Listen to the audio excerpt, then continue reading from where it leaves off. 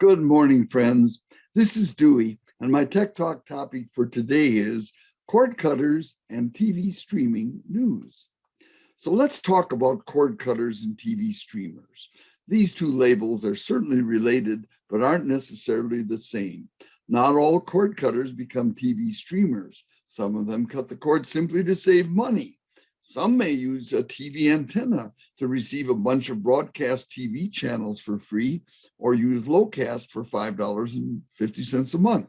Of course, most cord cutters do switch to TV streaming eventually, and some subscribe to a paid streaming service that often costs less than cable or satellite TV.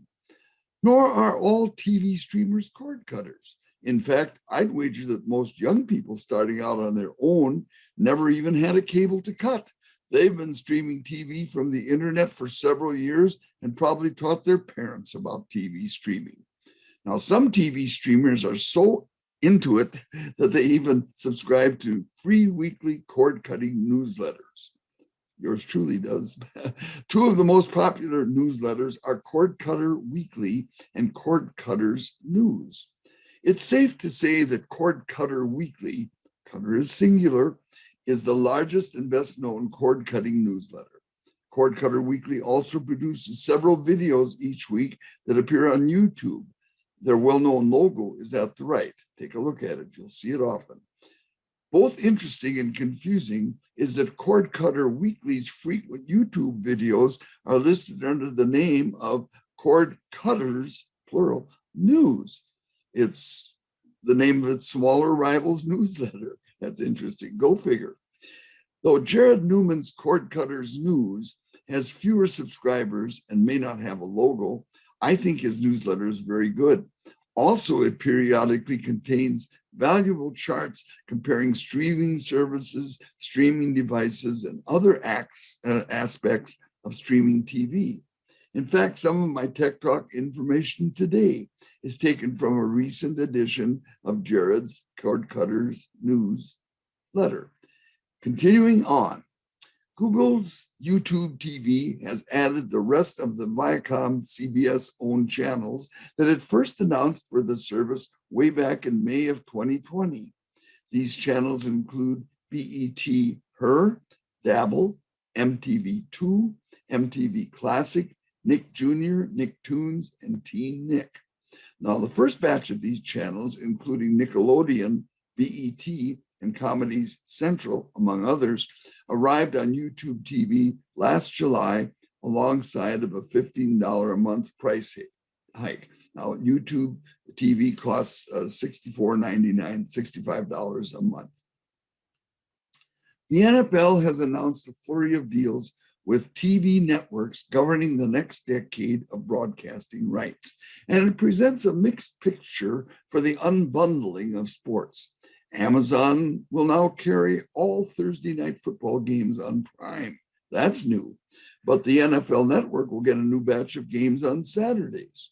Peacock Streaming will stream select Sunday night games on its service, but other games will remain exclusive to NBC. ESPN now has the right to simulcast Monday night football games on ESPN Plus. However, this may not actually happen for several years. The only clear case of unbundling comes from Paramount Plus, which will offer CBS games to subscribers, just as CBS All Access has done in previous years. The last remaining wild card is NFL Sunday Ticket, which will remain with DirecTV through 2022. Rumors this week that ESPN is snatching up those rights are most likely unfounded. But either way, it looks like you'll continue to need an antenna or LowCast to get thorough NFL coverage for the foreseeable future.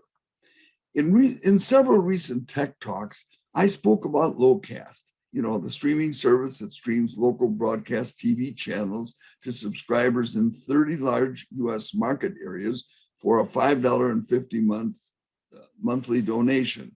It's free if you could tolerate a commercial every 10, 15 minutes. Well, Intrado Global News Service announced last week that LowCast has just added the Portland, Oregon market area with 3 million people to its service, making it the 31st LowCast market area. Now, LowCast now serves about half of the United States' 330 million plus population. Several screens back, I mentioned Cord Cutters Weekly's regular YouTube videos that appear under the label of Cord Cutters News. And there, Cord Cutters is plural. On March 25th, Cord Cutters News host Philip Palermo devoted an entire 18-minute program to LowCast, how it works, supported cities, and more. It was very well done. Like I just say in the next paragraph, this YouTube video was exceptionally well done. And I'd suggest if you're interested in LowCast, you search YouTube using the title above, LowCast, how it works, etc., or the words Cord Cutter Weekly. I guess that's Cord Cutters Weekly, isn't it?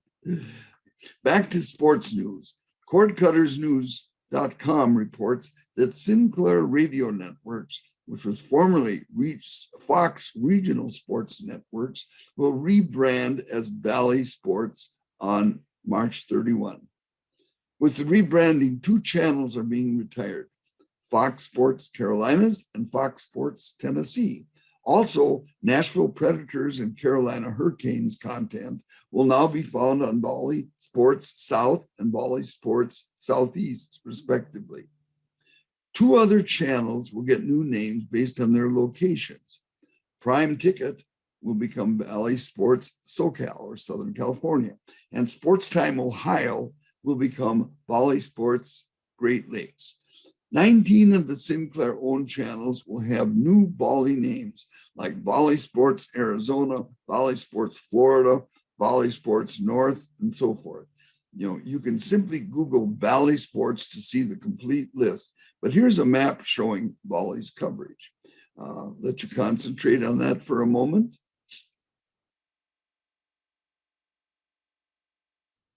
So you can check your area. I see Minnesota is covered.